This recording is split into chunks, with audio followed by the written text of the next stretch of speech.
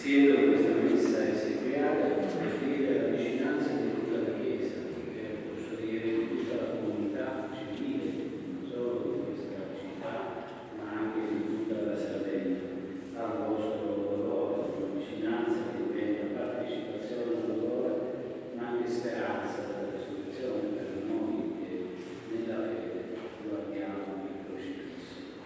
E infatti nel Vangelo abbiamo sentito l'urgenza di guardare il crocifisso.